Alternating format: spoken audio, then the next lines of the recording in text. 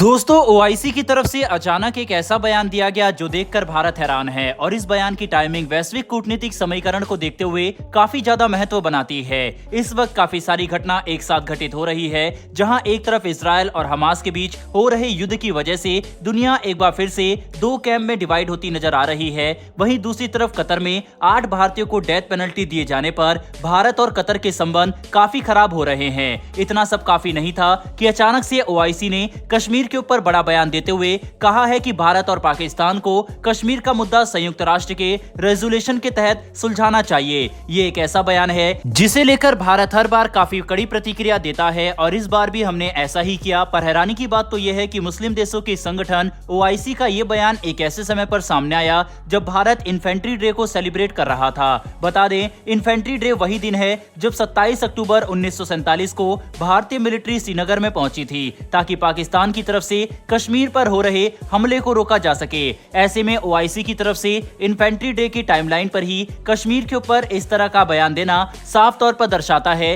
कि भारत के ऊपर दबाव बनाने की कोशिश की जा रही है। हम इस बात से बिल्कुल भी इंकार नहीं कर सकते कि सभी मुस्लिम देश चाहते हैं कि भारत इजराइल का समर्थन छोड़कर फिलिस्तीन के साथ खड़ा हो जाए, लेकिन ऐसा होना काफी मुश्किल है क्योंकि हमास की तरफ से इजराइल पर जिस तरह का भयानक और क्रूर आतंकवादी हमला किया गया, साथ ही सैकड़ों की संख्या में आम इजरायली नागरिकों को बंधक बनाकर जो अत्याचार किए गए, उसके बाद भारत इजराइल का साथ तो नहीं छोड़ने वाला। कुछ समय पहले संयुक्त राष्ट्र की एक महत्वपूर्ण मीटिंग के दौरान पाकिस्तान की तरफ से अचानक कश्मीर का मुद्दा उठाने की कोशिश की गई, वह भी इजराइल और हमास के बीच हो रहे विवाद पर डिस्कशन के दौरान। मतलब पाकिस्तान को इस बात से कोई भी फर्क नहीं पड़ता कि दुनिया कितने बुरे हालातों से गुजर रही है, उन्हें बस अपने प्रोपेगेंडा से मतलब है, जिसे लेकर भारत ने पाकिस्तान को पूरी तरह से डिनाई कर दिया और खुलकर कहा कि हम पाकिस्तान के सवालों का जवाब भी नहीं देंगे क्योंकि इससे उनके बेकार प्रोपेगेंडा को हाईलाइट मिलेगी। यहाँ पर हम इस बात को भी हाईलाइट करना चाहेंगे कि अगर भारत ओआईसी का एक सदस्य देश बन जाए तो इस तरह की स्टेटमेंट आने की संभावना काफी कम हो जाएगी।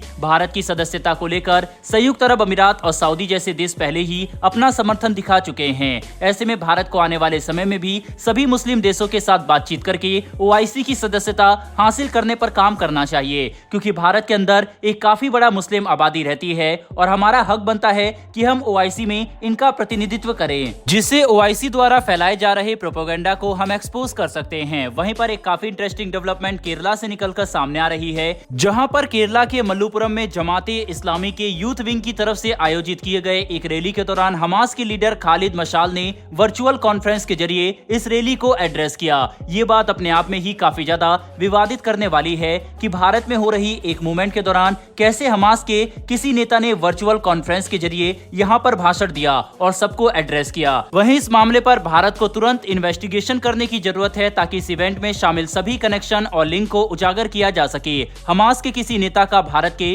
राजनीतिक कार्यक्रमों में आकर भाषण देना भारत की राष्ट्रीय सुरक्षा के लिए सही नहीं होगा। हम जानते हैं कि इजराइल और हमास के बीच हो रहे युद्ध को देखते हुए भावनाएं कितनी ज्यादा आसानी से आहत की जा सकती है। ऐसे में इस तरह के कार्यक्रमों पर मॉनिटरिंग करना ही भारत की राष्ट्रीय सुरक्षा को सुनिश्चित करने के लिए सबसे अच्छा कदम होगा।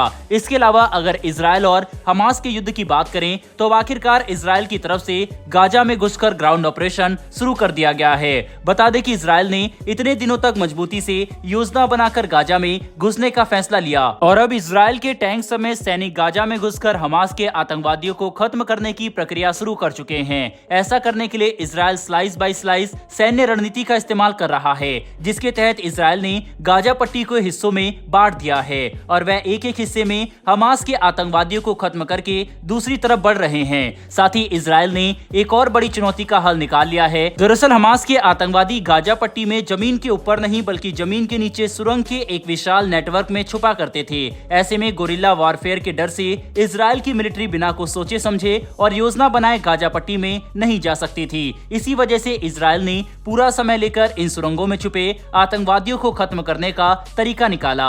जैसा करने के लिए इजराइल अब खास तरीके के मुनिशन का इस्तेमाल कर रहा है, जिनमें एक ही बार में कई 100 मीटर सुरंग खत्म हो रही है। बहरहाल दोस्तों, इस वीडियो में इतना ही। इन दोनों ही विषय के ऊपर आपकी क्या राय है कमेंट बॉक्स में लिखकर जरूर बताइएगा। फिर मिलेंगे ऐसी एक नई वीडियो के साथ। धन्यवाद। जय हिंद।